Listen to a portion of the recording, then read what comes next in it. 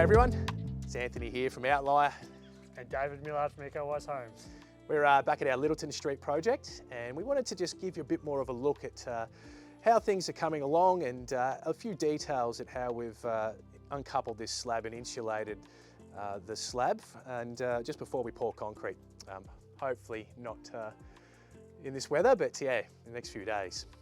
Yeah, and as Anthony said, it's been a bit of a journey to get to this stage. We have hit a significant amount of rock on this project, but now we're sort of getting to that stage where we're bringing the project up out of the ground, and we might go for a bit of a walk around and we'll show you some of these details on this project. Sounds good, come along.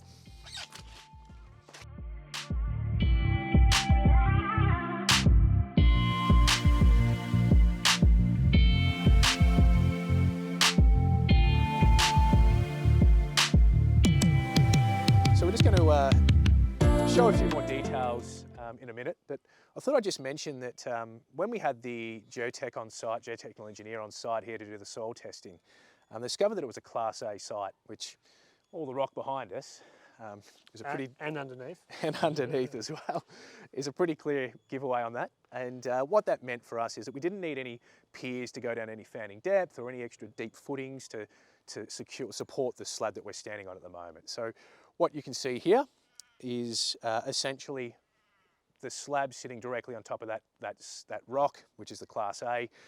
So yeah, we've been really lucky in that sense, but it's also been one of our biggest bugbears. Yeah, David, you can probably talk on that a bit more. Yeah, so it really was good with the slab design, how we didn't have to dig really deep for the foundations, and actually this back section down here where the excavator could actually dig with his bucket, it was quite manageable that we could not go to full depth. But then we found that as we come across this front section where there's a bit more rock, we had to use the rock breaker, and in doing that, we actually dug down deeper than we needed to. It actually didn't help with the way this slab was designed. So this slab, which I'll let you touch on, Anthony, is fully uncoupled from the ground using XPS foam. Yeah, so what we mean by uncoupled is that there isn't a single part of this concrete slab that has a direct connection with the ground, meaning that it's got this XPS insulation separating the slab from the ground, with the intent of that meaning that, yeah, we have no thermal bridging. So no heat loss into the ground. In this part of the world, in this climate here, the ground temp would lend itself to draw heat from that slab. And so yeah, by putting this XPS insulation in between, it'll hopefully, yeah, stop that from occurring, and have a really nice toasty cut and polished slab underfoot when the owners are in the home.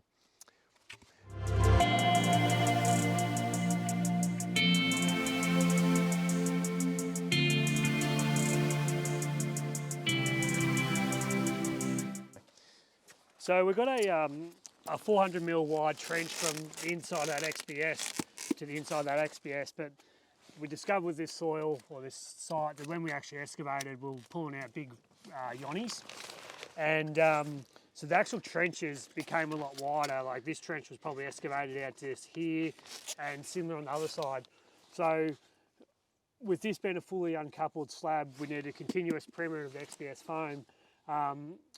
So instead of just shaping the XPS to that rock face on the sides of the edge beams, we actually decided, and was all run past the engineer, is to backfill all these sides of these trenches with crushed rock, and just as a temporary support, we've got these timbers in here, which they'll get pulled out as we pour.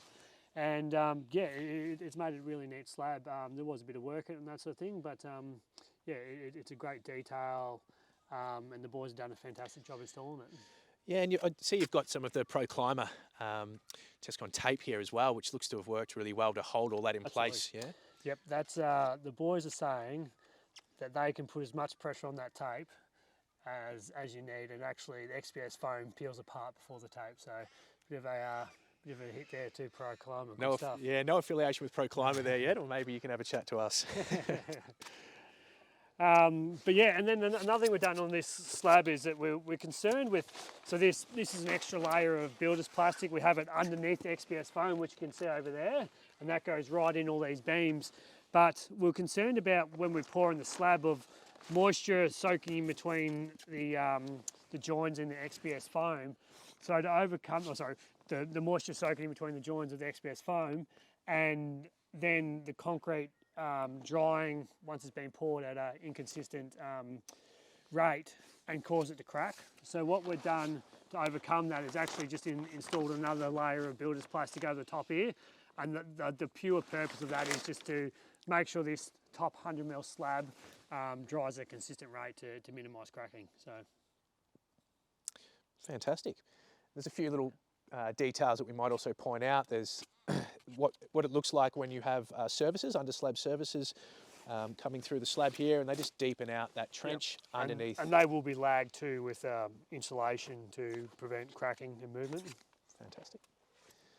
For those who sort of can see the pipe sticking up through the slab, you can also see that there's a collar tie around that. That's for the termite. Correct. Yep. Yep. So on this project, we're sort of doubling up a bit. We've got termite treated timber being installed, but also all the collars and also an external perimeter of a cordon product. So fantastic. And I can see that this is going to be a brick veneer, this project, right round on the ground floor here. And I can see that we've got the timber beams set up on the outside, which is going to create the brick rebate. Do you mind, David, maybe showing just like how that's going to be insulated? Because that's probably the weakest point of the slab where the heat transfer come for a walk occurs. down here, maybe. Can we? Sure. So yeah, as Anthony said, this project's going to be a brick veneer downstairs. So the brick is going to sit in this rebate along here, and this is our top of our slab, and this is our wall frame going here. So with house slabs, it's very important to insulate the edge beam. So to overcome that, yeah, we've got insulation, XPS insulation here, another row of insulation at the bottom of the brick rebate as well. So yeah, that will all get tied in with screws and that into the concrete slab, so it doesn't come apart once it's been poured and that. Yeah, as I mentioned just before, it is the weakest point for where thermal transfer can occur, a thermal bridge can happen. So if we envision, this will be a 140mm external stud wall on this project, and we'll have this bit of timber here. Now we can see that if heat was to transfer through the slab, it can't now, it's thermally broken, but traditionally this wouldn't exist. So it's just straight to outside or into that brick cavity in this instance here. So that's a great solution. Yeah. And yeah, stay tuned for some good details about how we're going to make this project airtight as well. Yeah, can't wait to share that with you. All right, let's talk about steelwork. Go for it, Anthony. Yeah, so this is an internal beam, and we can see that the XPS insulation is on the bottom of it here and on the sides as well. So again, that's all thermally broken. But in the very bottom here, we've got what we call trench mesh. So concrete, it has a very good compressive strength, but very poor tensile strength. So by putting the steelwork in the bottom like we have here, it gives it that tensile strength that it needs to basically be the structural support for the whole home. And we only need the one layer on this particular project. David and the team have also installed a couple of temporary spreaders in here just until the concrete's poured, and they'll be removed at that time as well. And then on top, we've got, again, some further reinforcement.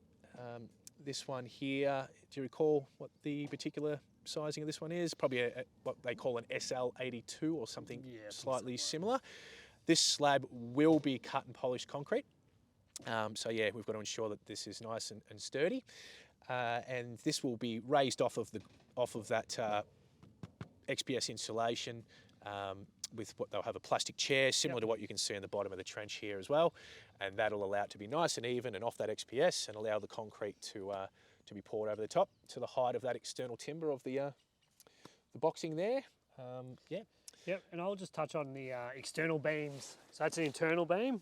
The external beam's obviously the external perimeter of the house, and on a traditional home with 90mm stud wall, they generally just run a 3-bar trench mesh and a 300mm wide beam. But because this project will increase the size of the studs to 140mm to get a better insulation bat in, is that the engineers actually increase the width of this external edge beam and also increase the width of the, add an extra bar to the trench mesh too. So we've got a 4-bar trench mesh on this project. In traditional, we'd only have a 3-bar. So this project had some pretty strong constraints to access. We've got a cliff behind us We've got a cliff to the front and it falls away pretty considerably off to the side here as well, into the woodland. We had to get the pool dug first, which is what we can see behind us here with the gate panels over the top with the black plastic protecting that. And we've now created an internalised courtyard here that overlooks the pool and the cliff. And this, up past here is north. So we'll have all of our living space directly into what I'm looking at now. So that's what we want to be able to get all that nice solar gain into. Due to those constraints, we had to dig the holes here, which we can see for the veranda, which these will be become the shading devices that will protect all this glazing to the north. So we'll be able to provide all the details and show everyone what that looks like further down the track as it evolves. But yeah, it was really important that we had forward thinking here and had anything that we needed to be dug or excavated prior to this house slab being installed. So you've always got to think to the future and what's next. The clients had intended to have a tree planted here, but upon excavating, they hit rock. So we've found a nice large pot that will be sitting in this place here. It'll have a tree in it, and this will all be all paved out here where we're standing. Be a great area. Will be fantastic. We touched on the cliff face just before, and we can see the pool's quite close to where the cliff is going to be, and we also have the edge of the house right up alongside the cliff as well. So there is some concern that there might be a lot of water flowing down the cliff, or as it's now seeing, this cliff has now received plenty of rainfall over the last few weeks, and we can see that it's actually quite loose and it just crumbles away. So the last thing that we want to see happen is rock or debris falling into the pool or becoming built up on the edge of the house or damaging the house. So we've also preemptively dug some holes along here before when we had access with the machines to have just a little sleeper high soakage pit. So any debris or any water that does make its way down here will be collected and dispersed via Aggie drains before making it to the house or undermining any footings or falling into the pool or anything as such. Yeah, I think water management is something, especially external water management, is something that gets overlooked quite regularly. That you might have a design team and a builder build the project, but it's not really a collaborative approach, and they don't fully think about external drainage and that sort of thing as a bit of an afterthought. But on this project, Anthony and Outlier and his team there have really given a lot of thought to the design and the water management of it and that sort of thing. So it's we definitely want to divert water away from our homes, and we don't want it anywhere near it. So yeah, The #1 killer of buildings, that's right? That's it.